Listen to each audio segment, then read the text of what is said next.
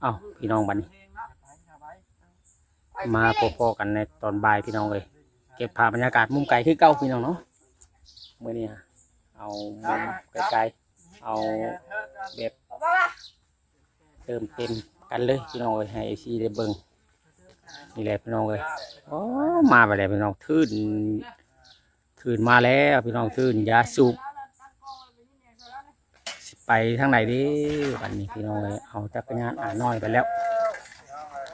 จักรยานน้อยไปแล้วพี่น้องไปเปิดลาดบัดนี้เปิดลาดอาซาเจ้าเขาจนเอาแล้วเราเงินบ่หลายซื้อกับว่าเราจนถ้าเราเงินหลายคือสิบ่จนพี่น้องสบายไปแล้วพี่น้องเลยสบายไปลิ่นแล้วไปลิ่นทางไหนดิสบายอยู่บ้านหน้าเทิงบ่แม่นหน้าลุ่มคณะลุ่มนี่น้ำสิหลายพี่น้องน้ำสิล้นให้ล้นคันอันนี้นาเทิงคันนี้มันแห้งว่าสั้นพี่น้องเอ้ยถัดมาทางบ่อเทิดบัดนี้คนขยันอยู่จะซื้อบ่ได้หยิบแยงไว้ตรงป่าไว้รอถ่าพี่น้องเอ้ยตอนนี้เวลานี้ช่วงนี้ก็มันเป็นเดือน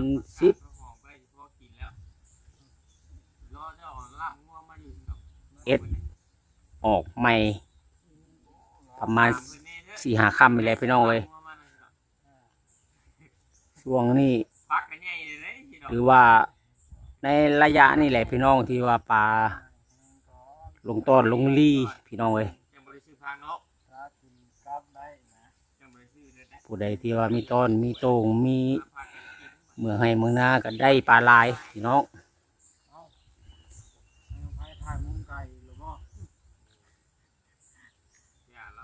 ถ่ายมุมไก่ให้FCเบิ้ง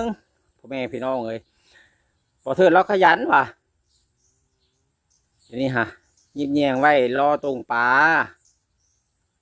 เพื่อพ่อได้กิน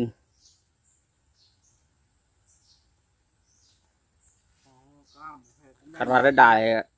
ไปขาย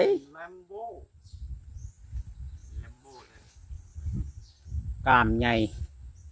เป็นมัดบ่ปานข้าวต้มเนาะเป็นมัดพี่น้องเลยคันกล้ามน้อยกับบ่ได้ซองแล้วว้าวกล้ามใหญ่แล้วจังได้นะบัดนี้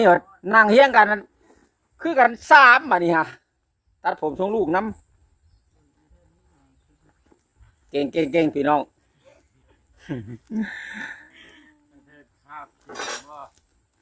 บ่เธอเราเบิดได้นิด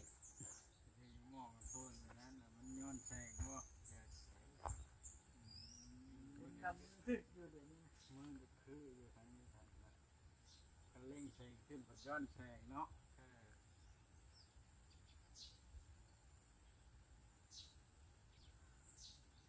เราคิดนี่แล้วทางหมู่วัดจะได้รับก่อนเราแผลกจะได้รับก่อนจากคำเนาะ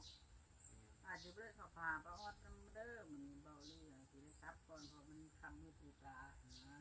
ก็ต้องแค่ทำงานเบากระเบาไปเด้อค่อยเข้าไปเลยได้ค่อยเข้าไปแล้วเพราะว่าค่อย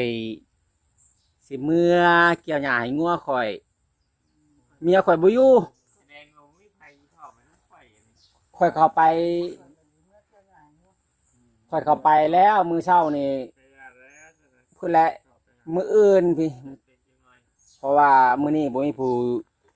อยู่นำงัวเมียไปหาหน่อไม้มาแกงมื้อนี้พี่น้องเข้าไปมุมใกล้ก่อนบ่าวบอสแห้งให้ว่าบ่าวพายทายแต่มุมไกลนี่แหละพี่น้องป้องไปบ่าวบอสนี่มือเช้านี่เพิ่นว่าพ่อใหญ่บ้านเรียกประชุมด่วนว่าซั่นกะห่างหากะเกียบยังบ่าวบอสคือว่าสิบุญเอาแหละบุญออกพรรษาลาพระเจ้ากำลังหางบอยู่เดี๋ยวนี้มาเฮ็ดอันลงทานเนาะลงทานให้ผู้ที่แห่พรรษามาแล้วมันกินนะโอ้ย มื้อแรง ร้อยบุญ ซื้อเลขถึงเลข6ตัวนึงก็ พอดีหาลูกชื่อลำงัวแห่มาบอกเป็นแห่มาบ้าน แห่แล้วอ่ะ เอ้า แห่มาแต่โรงเรียน ห้องเฮียน มีเหือพ่นไหน บ้านมัน บ่มีเหือบ่ บ้านเฮามีแต่เฮืออันเขาเสียบธูปเสียบเทียนหั่นแหล้ว แล้วคนบ้านอื่น เพื่อไฟ บ้านอื่นเมืองไก่มาเพิ่นก็แวะกินน้ำเย็นล่ะเคยมีได้คนเฮ็ดโรงอันทานหลายแต่เจ้ากิน บ้านเฮา หวานน้ำหยัง เบาลิถ่ากิน แต่ก่อนจะมีอยู่หากแต่ว่าช่วงนี้มีบ่มีไปจัก นะ บ่เถิด เธอนั่งระบบเห็นหยังว่า บ่เถิดเมื่อยยืนบ่เถิดบ่ บ เถิด ริวารพอแปดดู ความหมายมันแน่ใดเดี๋ยวนี้นะ เฮือนี่ทางอันบาบอสเว้านี่เพิ่นมีสีพายบึกจำบึกสิบ่ ข้อยเริ่มเมื่อยก่อน หรือว่าจังไดนี่ฮะเฮือนี่ต้องอยู่น้ำเด้หรือว่าเฮืออยู่โคกมันบ่มีสีพายเด้นั่นน่ะเฮือไฟแบบเดียวกันนี่บ่ แล้วมันไปเมื่อยแล้วจนเมื่อยก่อนล่ะ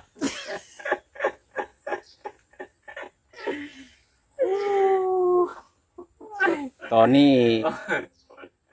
ทางบ่าวกับไผก็สิเมื่อแก้วหญ้าให้งัวทางบ่าวโอลีก็สิเมื่อแก้วหญ้าให้งัวทางบ่าวบดก็สิกลับนี่แต่พอน้องแพทย์อยู่ เบิ่ง สิไปหาป้าออดบาดนี้บ่ อยู่พังเด้อ แม่แห่น ลาวเตรียมรับพระยุ2ลูก 1ลูก พายุลากาซาในระหว่างวันที่25หาวันที่27เดือน9 ระวังนะไก่ 2วันเช้าหา พอรถแพทย์ได้คอย พายุบัวลอย วันที่28 บัว หา ลอย 30 คือเพื่อนย่า แปลว่าเฮาต้องเจอพายุถึงวันที่30 โอ้เบิดเดือนเลยเนาะ แม่น บ่าวบดเจ้าออกมาแต่บ้านอย่าลืม พกเสื้อกันฝน เสื้อ เนาะ กันฝน คอยขึ้นง่ายจะคอยสิออกหรือบ่อนี่คำพูนตกนะ โอ้ยสู่ ข่อยก็คือกันข่อยก็จักสิออกอยู่บ่ สู้เถิด ข่อยย่านถูกเปื้อนเนี่ย มาได้คนนะมาหยาบปลาแล้วไม่เถิดได้ แม่ ข่อยย่านทงข่อยตื่นตมนี่ข่อย ได้ แพง บ่ได้ ข่อยแพงแห้งกระทงนี่ฮะข่อยย่านมันเก่า ไม่ใช่ไงกับ บ่แพทย์นุ่งเสื้อกันฝนมาได้หาวนะ มา ลุยดิ ลุย มาหยาบปลาแล้วไม่เถิดได้ คำพูนตกคอย มันสิตกบ่ อยู่ได้ ตกพายุสิเข้า ลุยบ่อน ที่30ปลาย ลุยบ่เจ้ากับพ่อแผนนะ แม่นเจ้าบ่ลุยบ่ ถามพ่อแผนอยู่พ่อแผนบ่เคยลุยข่อยได้เคยลุย เจ้า พ่อแผน ลุย นี่หวายนั่ง ลบฝน ก่อนลูกอยู่เฮือ คนเช่าแม่บ้านน้ำเด้อ ข่อยแพงถุงแห้งยามมันเปื้อนนี่ฮะมันเมื่อก็ที่ข่อยย่านพ่อแผนเหยียบไปตัวพวกถือ รถใหญ่งามใน Facebook เพิ่นเอาลง แม่นบ่ของ สะอ้อนข่อยดีนะดีใจนะพ่อแพทย์ แต่อยากได้เฮ็ดเอาคือข่อยนะ มันได้ยังมี ขอเฮ็ดบ่เป็นนี่ฮะข่อยเฮ็ดบ่เป็นข่อยเฮ็ดเป็น โอ้ย ทั้งเขียน อันว่าเขียนอยู่ในหลังอันบนข่อยบัตรพ่อแผนบัตรรถ แม่ผู้ซื้อดินให้เทิดนี่แล้วก็เฮ็ดคือกันเด้ AI เนาะ ข่อยเบิ่งจาก AI น้ำเล่านั่นแล้วข่อยจังกันจุกต่อไปก็จังเห็นนะ แม่ผู้ซื้อดินให้เทิดนี่เห็นแล้วเฮ็ดได้รถคันใหม่แล้วเราอ่ะ ในรถคันใหม่ ดึกก็เออ ข่อยแบบว่าพ่อแผนได้อะไรก็ดีใจน้ำขอเพียงแต่ว่าเวลาไปทางทางนั้นอย่าเหยียบกี่ตมพุ่งถือข่อยอุ้ใจ ไปบ่ได้มันดุดดินหล่น ไปบ่ได้ หมุนไปซัมจี้เขาว่านี่ ค่อยพันได้มื้อน่ะพันว่าขี่ไปกับเมียข่อยน่ะแล้วเราขี่ไปอ้างคนแล้วว่าสิไปให้เมียลงไปหามมันดุดดินไป ซัมจี้เนาะ ค่อยในใจอยากให้ FC ผู้เบิ่งคอยถือเลขลอตเตอรี่ผู้ละ10,000 ใบ 10,000 ใบ ให้เพิ่นมาซื้อรถให้ค่อย ปลา เนาะบ่รู้ ไป ข่อยอยากถือเอง โยเฮาว่าบ่ได้ซื้อเนาะ แต่ที่เลข6ตัวอยู่ ถือที่แม่กินข่อย เบิ่งค่อยสิยิงผู้แพ้ทีมนี่ต้มต้มต้มต้มต้มต้ม เรียบร้อยบ่บัดนี้บ่เทิดเรียบร้อยพี่น้องเบิ่งแน่บ่เทิดเฮ็ดปลาโถบัดนี้แยงออกมาบัดนี้ยาวอาดลาดผู้3-4 เมตรบัดนี้บ่ต้องห่วง มันอยู่เป็นมวยเทิดจนค่ำมานี่กับพี่น้องเลย คันว่าอย่างเมื่อก็ญาติบ่เทิด แม่น ย่าน เราฉลาด ย่านบ่เทิดบ่ม่วน บ่ได้ไล่แล้วว่าเป็นหมู่เนาะพอลูกแพทย์ นี่ ทำบ่มาเทิดเป็นเงาแล้ว เปิดมามื้อเช้านี่ชะม้อยอยู่ไปทางใดเบิด เราเงา จังหน่อย บ่ ก็ได้ยินป้องป้องป้องอยู่ มื้อหน้าเราสิบ่ขาน เพิ่นก็ได้ตาม เรา ไป บ่ บัด เห็น ตามไปเลยไอ้เด้อเด้อเสียงขาด จังหัวเนาะ มามื้อเช้านี่มิดซิมินกินชะม้อยปานโปรเอียนล้มต้มน้อง ระวังเข็มลูกพ่อเด้อกาเป็นนะ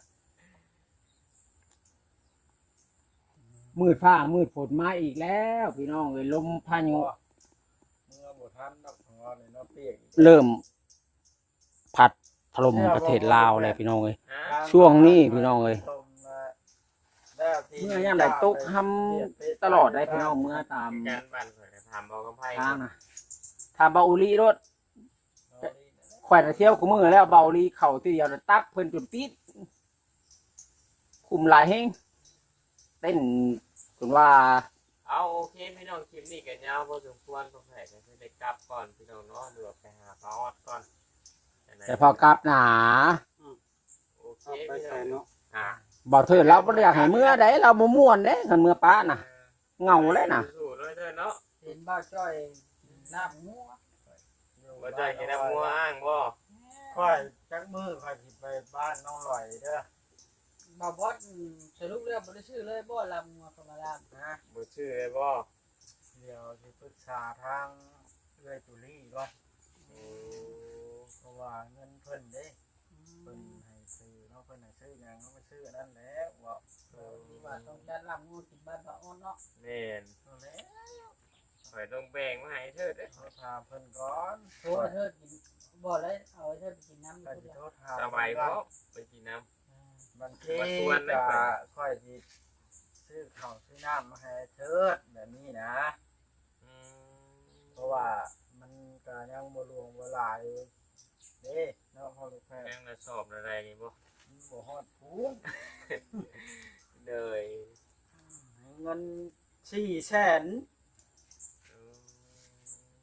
แนวมื้อนั้นเจ้าหักคุมให้เลี้ยงมื้อย่อชาวเพื่อนก็ออดอันเด้ อืม แล้วก็มื้อก่อนนั้นค่อยก็ซื้อเครื่องครัวเข้าไปต่างๆยังบ่ได้คุยกับเพิ่นเลยแล้วก็เงินมันล้านหนึ่งเด้เนาะ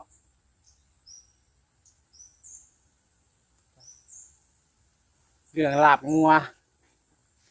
มี คันซื้อลาบงัวก็ยังได้อยู่เงินนะ เช้าแหล่ แสนเนาะ เช้าแหล่เพิ่นว่ามื้ออื่นกินลาบงัวเพิ่น เอาเพิ่นเช็ด เรา เจ้าบ่ ปองไผ่ เพิ่นว่า เอาโอเคพี่น้อง เพิ่นว่าเห็นข่อยลุยขี้ตมกับเบาน้อย ก่อนผิดพลาดประการใดก็ต้อง เพิ่นสิซื้อให้กิน บอก พี่น้อง ว่า เอ้ย น้อยอย่าพอจุ๊บเนี่ย แต่พอจบหนาพอน้องแพทย์ สบายดีและสวัสดีเด้ พอน้องแพทย์สิเมื่อป้าบาบอสแล้วพี่น้องเอ้ย คือการเด้อพอลูกแพทย์พาสิกลับ กลับ อย่าจุ๊บนะ ครับพี่น้องเอ้ยประมาณนี้แหละเนาะคลิปนี้ก็ได้ บ่เทิดเงาแลไผก็อยากกลับปะเราบัดนี้พี่น้องเอ้ยเปิดอลาด กราบใดที่อยู่กับสบายแล้วบ่เหงาเด้อ พอนเนาะมันได้ยินว่าครับเงินแล้วเราเปิดภาพขึ้นอีกแล้ว เราสิลงไป เปิดอีกแล้วอ่ะ ต้อนพุ่นแหล้วบัดนี้หาเราสิลงไปบอนเราสิตรงปูตรงปลาพุ่นแหล้ว ขอบมาเด้อพอน้องแพทย์ ตอบรีวิวก่อนนะ นี่แหละพี่น้องเอ้ยบ่เทิดเราก็ยิ้มแย้งใกล้จะแล้วเมื่อวานนี้บ่ได้ลงไปแปลงเลยที่บ่เทิดบัดนี้ยิบต่อแยงยาวบัดนี้ฮะแต่ก่อนมันสั่นแล้วมันบ่อยู่พี่น้องเอ้ยบัดนี้เฮ็ดยาวๆปากกว้างๆบัดนี้ฮะลมพายุเข้ามารอบนี้ถือว่าปลานี่มีหน่อยมีหลายกันพากันหุ่มลงจนจะว่าเบาบางพุ่นได้ให้ในนานี่ ข่าวรีพิษนี่ยังไงนะทางชาเนาะเฮ็ดไปทั่วเนาะลูกแพทย์เฮ็ดไปทั่ว อยบ่ดีมันกันแล้วมันเอาเงินค่อยถ้าเอาเงินมาโหไม่ค่อยช้า เติมผู้เดียว ค่อยจะเรียบ แต่สีดูดน้ำกันอยู่หัน เพราะงั้นอยู่ว่าท่านว่าที่ได้ แต่ว่าไปนั่นดู เจ้าสิเว้าแนวใด บอกมา ยังบ่ทันได้มีได้ถงเดี๋ยวนี้นะ มันยังเพิ่นติดนี่เจ้าบ่อยากจ่ายบ่ได้นี่ เพราะงั้นว่าจ่ายว่าสิโอนให้เพิ่นเพิ่นว่าบ่ให้โอนเดี๋ยวนี้ ต้องมีกี่ดอกได้บ่แฮะ เท่าไรละดอ เพิ่ ก นต้องหัว เราจะขวด ตามขวดได้ พวกผู้ได้สี่ขวด ไว้มื้ออื่นเด้พ่อแพทย์มื้ออื่น ได้ มื้ออื่นบ่ได้เนาะติดหนี้ไว้เด้พ่อแพทย์อ่ะ มาเอาดอกก่อนเท่าแฮะ ดอก เรียบร้อยก็ บ่ได้มีฮอดคนท่านก็ใช้หนี่แล้วก็มีฮอดค่าดอก ก็ดอกมันก็40เนาะ เฮ็ดหนี่ของลูกแพทย์200,000 มื้อนี้กินเอ็มร้อยน้ำพ่อแพทย์บ่หรือว่า ใช่บ่ กินสปอนเซอร์น้ำบ่โอลิ ก็มืออื่นไหนก็บ่ต้องมือนี่ไหน มื้ออื่นอีกแล้วพี่น้อง ไป ซ้ำครับ มันค่ำแล้วเนาะ แม่นไม่ได้ว่าเมื่อแล้วทำ กิ อะ น ไร แล้ กั วน มัน ได้ อยากเลออยากไหลได้ตุ๊ กินสปอนเซอร์กับบ่เหลอ แ เบิ่งแน่พี่น้อง แห้งเดี๋ยวนี้นะเป็นกระเพาะ ใช่ สุดยอดบัดนี้พี่น้อง อ้าวบอกว่าให้ค่อยเดี๋ยวนี้ประเภทเจ๊กับเพิ่นดูท่วงนี่นะเพิ่นดู ช่วงนี้ ใช่ ดอกเบี้ยโหด ค่อยไปใช้มันนี่นะเธอโทรถามแล้วละบ่ ยัง ข่อยเห็นเบ้าจ้อยมื้อเช้านี่ อยู่ใช้หรอ ตามหลังกันออกมาแต่บ้านเพิ่นว่าบ่ได้อยากไปนำเจ้าจักดีเดี๋ยวนี้ ว้าวไป เพิ่นเว้าในนี่แหละข่อยว่า เอ้ามันไก่ข่อยว่าติดหนี้ไว้ก่อนไว้บัดหน้าบัดใน บ่เลยจะไปเจ้าบอกลาวบ่นะ ข่อยว่าบ่ เดี๋ยวว่ากับเจ้าว่า ข่อยว่าไปบ้านป้าออสไปเด้อว่ะไปบ้านสาวร้อยเพิ่นว่า เป็นกิโลจักรบ่ ข่อยว่าไว้มื้อหน้าก่อนเพิ่นขี่รถจักรออกมาตามหลังกันมาแต่บ้านพุ่นแหละแต่เฮือนพุ่นแหละข่อยว่าไว้มื้อหน้าก่อน ผมมีไผได้หลดเลยโอ้ย ติด ขี่ไปวันน้องลอยเด้นั่งแคปนั่งเคิบกันนั่งนะ โฮมให้ค่อยผู้ดี หนังนอก ดีแล้วพอรู้แพทย์ นางนอก คุณหรือสิปันบะกีบนะ ฮะ โอ้โหอิ่มร้อยเนาะ ผู้ละ10,000ยังโฮมผู้ละ100,000 บาทพุ่นนะตู้ไผ100,000 บาทตู้แพทย์100,000 บาท เดี๋ยวมาแต่ใส่ ตู้100,000 บาท โตไปข่อยเทือนนะ โอ้ไม่ค่อยซื้อรถ โตไปข่อยเทือน ถ้ามีฮอดแสนบาทก็อุ่นใจแล้ว มี โอ้ FC เล่าค่อย ขอน้ำเมีย50,000เดี๋ยวนี้ฮะจะเช่านี่ คันค่อยถือลอตเตอรี่ฮอดอัน30ใบนี่ค่อยจะไปซื้อรถ4ประตูให้แล้วอ่ะค่อยละตัวถึงในแม่อยู่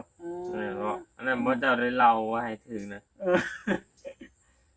เพิ่นละดีใจชาทุกขอให้เพิ่นอยู่ดีมีแห้งให้ถึกสมพรปากเพิ่น เจ็บ เด้อ ที่หลายคนแล้วว่ากับข่อยแบบนี้น่ะยังสิเหมาะอยู่ ยังบ่มีใครถือว่า ยังบ่มีใครถึงดูดิ เป็นบอกบ่นี่ ว่ามาแล้วค่อยน้ำตาไหลเด้นี่ ดูอะไรเงี้ย อยากให้เพิ่นถืออีหลี เอาโอเคพี่น้อง จึงได้รถ เบาลี่คันถ้าเบาลี่ถึงเลข6ตัวเบาลี่แทนบ่ดื่ม10ล้านกีบ บ่พอ ดอกเบี้ยเด้ เนาะ ดอกเบี้ยล้านหนึง อ้าว10ล้านกีบมันบ่ได้น้อยๆนะเนาะ10,000 แม่นหลายเติบ โอเควันนี้พี่น้องจังไดก็อยู่ดีมีแฮงบ่ลี่สิได้ขอตัวก่อน ขอตัว กลับแล้วบ่ แม่นฝากพี่น้องกดไลค์กดแชร์กดติดตามคือเก่าพี่น้องเลยสำบายดีเด้อ ยังอยู่ต่อพี่น้องเอ้ยทางนี้อยู่ต่อกับทีมงาน ก่อนจะอำลาพาจากพี่น้อง พ่อลูกแพทย์ คลิปนี้ พา เปิดภาพบ่ เปิดภาพเนี่ยนะ คลิปนี้เป็นคลิปสุดท้ายของมือนี้พี่น้องมือใหม่เวลาจึงจะสิได้มาเพราะว่าตอนนี้ก็เวลานาทีก็คำสมาพาควรพี่น้องเอ้ยเดินทางกลับผู้แลพี่น้องเอ้ยหาเกี่ยวหญ้าให้งัวกินสักก้อนมื้อนี้ หาก มั ระ น ส จะ อบ ยิบแยงเนาะ มีแต่ยิบแล้วก็แยง ทั้งนี้ก็ดีปลาก็บ่ได้ตรงจักเที่ยพี่น้องเอ้ย ไปเปิดมือใหม่ได้ก็เอาเอาไป นี่แหละพี่น้องเนาะคนขยันอยู่ที่ไหนก็ลำบาก มือเลย ได้ นี่แหละพี่น้องเอ้ย จากคลิปนั้นวันนี้นะ กู นี่แหละพี่น้องเมื่อ เก้าบ่ เดินทางก่อนพี่น้องเอ้ยฟ้าก็มืดมาแล้วญาติผ่านลงฝนตก 12 นาที พี่น้องเนาะ สุดท้ายนะ นี่แหละพี่น้องเอ้ยอะไรก็ เป็นนั่นแหละคือท่าเดี๋ยวนั้น รับลงบ่ได้ นี่แหละพี่น้องมืด ก็บ่แม่ มืดแหงแล้วท้องฟ้าก็มืดกลับมาแล้วพี่น้องเอ้ยจันใดก็ทางบ่าวกับไผก็สิขอตัวกลับซะก่อนพี่น้องจันใดก็ฮักแพงแบ่งปันพี่น้องเอ้ยคือเก่าคือเดิมฝากกดแชร์กดไลค์กดติดตามเป็นกำลังใจให้ในเด้อพ่อแม่พี่น้องผิดพลาดประกันใดก็ขอโทษขออภัยนำพ่อแม่พี่น้องนำ FC เบิร์ดสุขุสุขคนอะไรพี่น้องเนาะเดินทางกลับก่อนพี่น้องเอ้ยมื้อนี้มีเวียพี่น้อง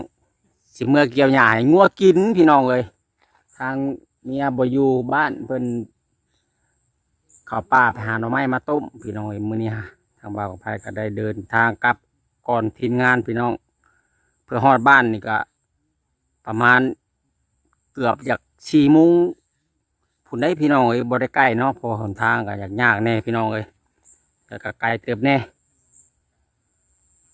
โอเคพี่น้องประมาณนี้แหละไปพอกันใหม่ในคลิปต่อไปในมือต่อไปพวกแรกพี่น้องเอ้ยขอให้FCเนาะรับฟันดีพี่น้องเอ้ย